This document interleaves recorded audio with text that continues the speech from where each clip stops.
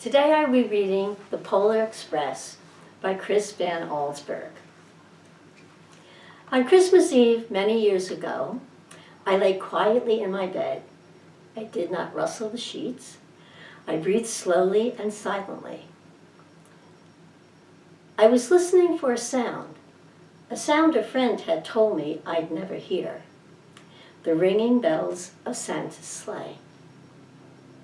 There is no Santa, my friend had said, but I knew he was wrong. Late that night, I did hear sounds, though not of ringing bells. From outside came the sound of hissing steam and squeaking metal. I looked through my window and saw a train standing perfectly still in front of my house. It was wrapped in an apron of steam. Snowflakes fell lightly around it. A conductor stood at the open door of one of the cars. He took a large pocket watch from his vest, then looked up at my window. I put my slippers and robe on and tiptoed down the stairs, out the door. "All aboard," the conductor cried out. I ran up to him. "Well," he said, "are you coming?" "Where?" I asked. "Why, to the North Pole, of course," was his answer. "This is the Polar Express." I took his outstretched hand, and he pulled me aboard. The train was filled with other children, all in their pajamas and nightgowns. We sang Christmas carols and ate candies with nougat centers as white as snow. We drank hot cocoa as thick and rich as melted chocolate bars. Outside, the lights of towns and villages flickered in the distance as the Polar Express raced northward. Soon there were no more lights to be seen. We traveled through cold, dark forest, where lean wolves roamed and white-tailed rabbits hid from our train as it thundered through the quiet wilderness.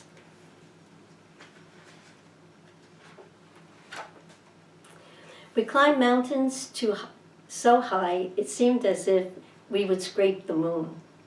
But the Polar Express never slowed down. Faster and faster we ran along, rolling over peaks and through valleys like a car on a roller coaster. The mountains turned into hills, the hills to snow-covered plains. We crossed a barren desert of ice, the great polar ice cap. Lights appeared in the distance. They looked like the lights of a strange ocean liner sailing on a frozen sea. "There," said the conductor, "is the North Pole." The North Pole, it was a huge city standing alone on the top of the world, filled with factories of every Christmas toy made. At first we saw no elves. "They are gathering at the center of the city," the conductor told us. "That is where Santa will give the first gift of Christmas." "Who receives the first gift?" we all asked. The conductor answered, "He will choose one of you." "Look," shouted one of the children, "the elves." Outside we saw hundreds of elves. As our train drew closer to the center of the North Pole, we slowed to a crawl. So crowded were the streets with Santa's helpers. When the Polar Express could go no farther, we stopped and the conductor led us outside. We pressed through the crowd to the edge of a large open circle. In front of us stood Santa's sleigh.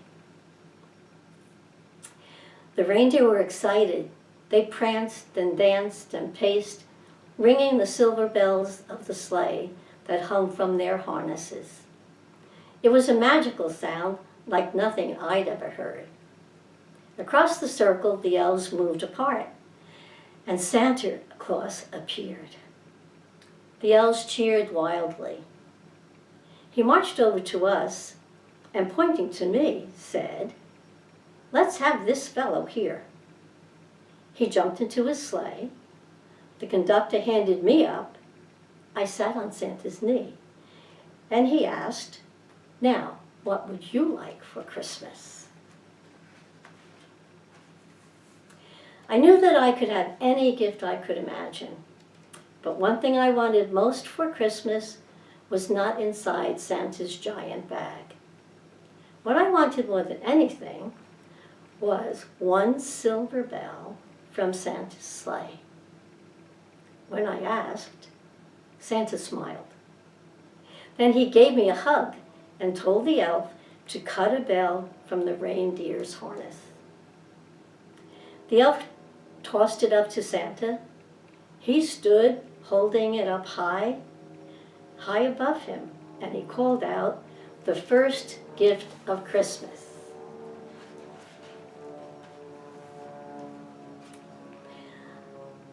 A clock struck midnight as the elves roared their approval. Santa handed the bell to me, and I put it in my bathrobe pocket. The conductor helped me down from the sleigh. Santa shouted out the reindeers' names and cracked his whip. His team charged forward and climbed into the air. Santa circled once above us, then disappeared in the cold, dark polar sky. As soon as we were back inside the Polar Express, the other children asked to see the bell. I reached into my pocket, but the only thing I felt was a hole. I had lost the silver bell from Santa's sleigh. "Let's hurry outside and look for it," one of the children said. But the train gave a sudden lurch and started moving. We were on our way home. It broke my heart to lose the bell. When the train reached my house, I sadly left the other children. I stood at my doorway and waved goodbye. The conductor said something from the moving train, but I couldn't hear. "What?" I yelled back. He cupped his hands around his mouth. "Merry Christmas," he shouted. The Polar Express let out a loud blast from its whistle and sped away.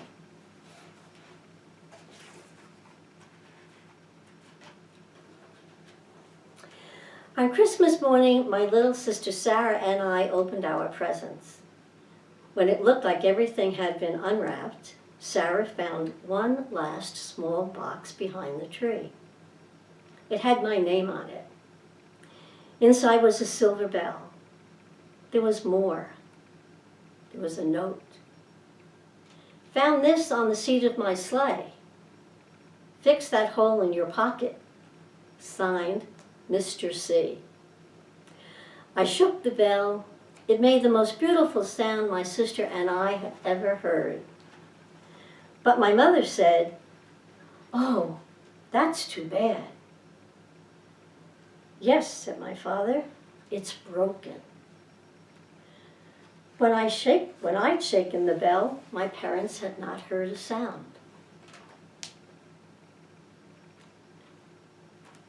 At one time, most of my friends could hear the bell, but as years passed, it fell silent for all of them. Even Sarah found one Christmas that she could no longer hear its sweet sound. Though I've grown old, the bell still rings for me, as it does for all who truly believe.